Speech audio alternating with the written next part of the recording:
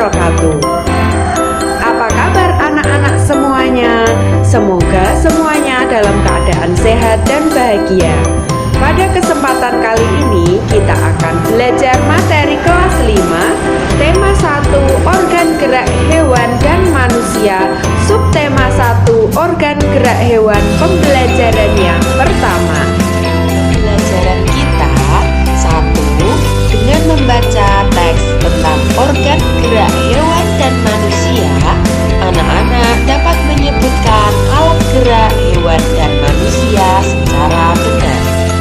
2. Dengan kegiatan membaca, anak-anak dapat menentukan ide pokok setiap paragraf dalam bacaan secara tepat.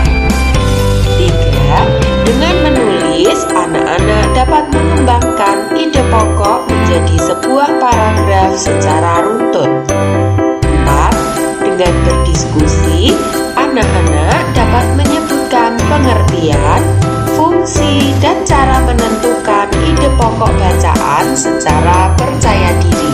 Sebelum kita belajar lebih jauh lagi, perhatikan video berikut ini.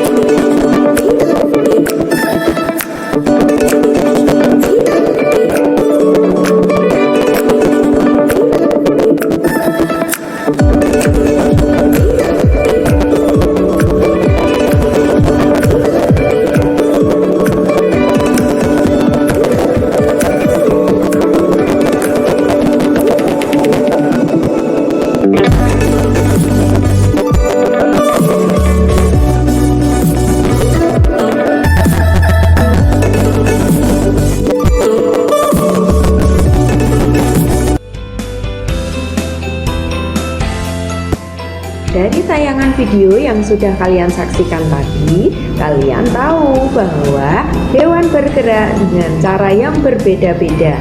Misalnya, kelinci bergerak dengan melompat, ikan bergerak dengan berenang, dan harimau bergerak dengan cara berjalan. Bergerak merupakan salah satu ciri dari makhluk hidup.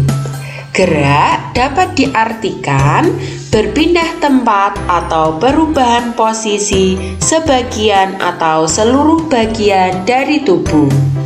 Makhluk hidup akan bergerak apabila ada rangsangan yang mengenai sebagian atau seluruh bagian tubuhnya. Gerak pada manusia dan hewan menggunakan organ gerak yang tersusun dalam sistem gerak. Organ gerak berguna untuk berjalan, berlari, melompat, meloncat, memegang, menggali, memanjat, berenang, dan sebagainya. Organ gerak pada hewan dan manusia memiliki kesamaan. Alat-alat gerak yang digunakan pada manusia dan hewan ada dua macam, yaitu alat gerak aktif yang berupa otot, alat gerak pasif yang berupa tulang. Kedua alat gerak ini akan bekerja sama dalam melakukan pergerakan. Kerjasama antara kedua alat gerak tersebut membentuk suatu sistem yang disebut dengan sistem gerak. Tahukah kamu mengapa tulang disebut alat gerak pasif? Tulang disebut alat gerak pasif karena tulang tidak dapat bergerak dengan sendirinya. Tanpa adanya alat gerak aktif yang mempengaruhi tulang, maka tulang-tulang pada manusia dan hewan akan diam dan tidak dapat melakukan pergerakan. Walaupun merupakan alat gerak pasif, akan tetapi tulang mempunyai peranan yang besar dalam sistem gerak manusia dan hewan. Fungsi tulang antara lain memberi bentuk pada tubuh, menopang tubuh, melindungi organ-organ dalam tubuh. Sedangkan otot disebut alat gerak aktif karena otot memiliki suatu senyawa kimia yang membuatnya dapat bergerak. Pada saat otot yang menempel pada tulang bergerak, otot tersebut akan membuat tulang bergerak. Nah, demikian tadi materi tentang organ gerak hewan dan manusia. Selanjutnya kita akan belajar tentang gagasan pokok dalam sebuah paragraf. Dalam sebuah paragraf tersusun atas ide pokok dan kalimat-kalimat pengembang. Perhatikan slide berikut ini. Menentukan ide pokok. 1. Ide pokok adalah gagasan yang menjadi dasar sebuah paragraf. 2. Ide pokok disajikan dalam bentuk kalimat utama. Jadi, untuk dapat menentukan ide pokok sebuah paragraf, kamu dapat menemukan terlebih dahulu kalimat utama pada setiap paragraf. Setelah menemukan kalimat utama, kamu dapat mencari inti dari kalimat tersebut. 3. Kalimat utama yang memuat ide pokok ini bisa berada di awal paragraf, di tengah paragraf, atau di akhir paragraf. Sekarang mari kita tentukan ide pokok dari bacaan organ gerak hewan dan manusia berikut ini. Bacaan tersebut terdiri dari 5 paragraf. Kita akan menentukan ide pokok pada setiap paragraf. Paragraf yang pertama, salah satu ciri dari makhluk hidup adalah bergerak. Secara umum, gerak dapat diartikan berpindah tempat atau perubahan posisi sebagian atau seluruh bagian dari tubuh. Makhluk hidup akan bergerak apabila ada rangsangan yang mengenai sebagian atau seluruh bagian tubuhnya. Pada paragraf 1 ini, kalimat utama pada paragraf tersebut adalah kalimat pertama. Jadi, ide pokok pada paragraf pertama adalah salah satu ciri dari makhluk hidup adalah bergerak. Sedangkan kalimat 2 dan 3 merupakan kalimat pengembang, yaitu secara umum gerak dapat diartikan berpindah tempat atau perubahan posisi sebagian atau seluruh bagian tubuh. Makhluk hidup akan bergerak apabila ada rangsangan yang mengenai sebagian atau seluruh bagian tubuhnya. Paragraf yang kedua, gerak pada manusia dan hewan menggunakan organ gerak yang tersusun dalam sistem gerak. Organ gerak berguna untuk berjalan, berlari, melompat, meloncat, memegang, menggali, memanjat, berenang, dan sebagainya. Kalimat utama pada paragraf tersebut adalah kalimat pertama, yaitu gerak pada manusia dan hewan menggunakan organ gerak yang tersusun dalam sistem gerak. Sedangkan kalimat pengembangnya adalah organ gerak berguna untuk berjalan, berlari, melompat, meloncat, memegang, menggali, memanjat, berenang, dan sebagainya. Paragraf yang ketiga, organ gerak pada hewan dan manusia memiliki kesamaan.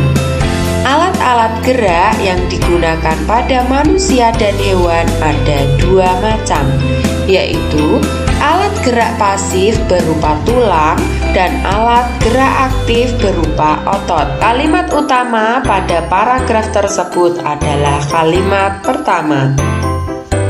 Jadi, ide pokok pada paragraf yang ketiga adalah organ gerak pada hewan dan manusia memiliki kesamaan, yaitu tulang dan otot. Sedangkan kalimat pengembangnya yaitu alat-alat gerak yang digunakan pada manusia dan hewan ada 2 macam, yaitu alat gerak pasif berupa tulang dan alat gerak aktif berupa otot. Kedua alat gerak ini akan bekerja sama dalam melakukan pergerakan. Kerjasama antara kedua alat gerak tersebut membentuk suatu sistem yang disebut alat gerak. Paragraf yang keempat. Tulang disebut alat gerak pasif karena tulang tidak dapat bergerak dengan sendirinya. Tanpa adanya alat gerak aktif yang mempengaruhi tulang, maka tulang-tulang pada manusia dan hewan akan diam dan tidak dapat membentuk alat pergerakan yang sesungguhnya. Walaupun merupakan alat gerak pasif, akan tetapi tulang mempunyai peranan yang besar dalam sistem gerak manusia dan hewan.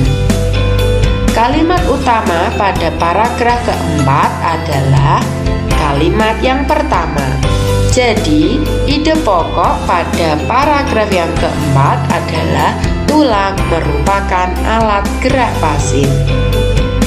Sedangkan kalimat pengembangnya adalah tanpa adanya alat gerak aktif yang mempengaruhi tulang, maka tulang-tulang pada manusia dan hewan akan diam dan tidak dapat membentuk alat pergerakan yang sesungguhnya. Walaupun merupakan alat gerak pasif, akan tetapi tulang mempunyai peranan yang besar dalam sistem gerak manusia dan hewan. Kegiatan selanjutnya, silahkan anak-anak berdiskusi tentang paragraf yang terakhir, yaitu paragraf 5. Otot disebut alat gerak aktif karena otot memiliki suatu senyawa kimia yang membuatnya dapat bergerak.